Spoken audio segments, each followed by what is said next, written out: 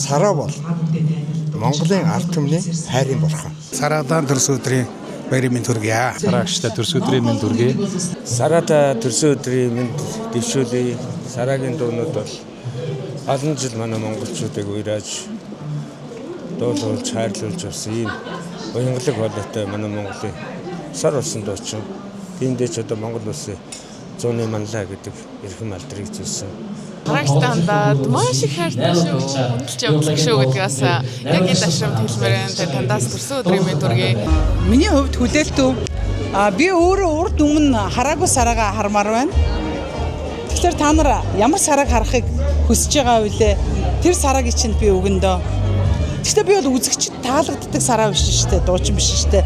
Гэхдээ би өөрөө нэг ийм байвал айгүй сонирхолтой байж магадгүй гэж би бодож найруулагч нартайгаа бид нар ажиллаж байгаа. Тэгээд та нарыг хүссэн сарааг үзүүлнэ. Би бол шууд ард түмэнд хямдхан удагддаг тийм урлаг дургүй.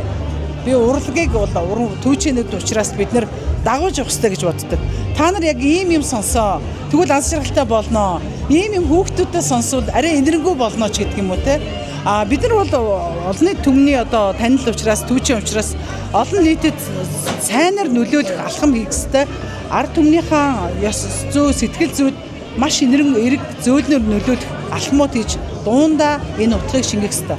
Чочотой дуусан хаврын ганц үлээс, Вандебовтой дуусан битгий уйл, дуучин Накета дуучин чамдаа дуусан.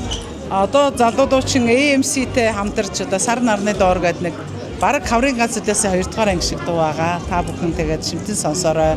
Удахгүй одоо 4 сарын 28-даар клипээ цэцнэ. Зүүн түүчэлэх зүүнний мэдээ сонин цаасан хэвлэл болон цахим хэлбэрээр уншигч танд хүрч байна. Иргэдээ өмөөч өвчин. Үндэсний өдөр тутмын сонин зүүнний мэдээ.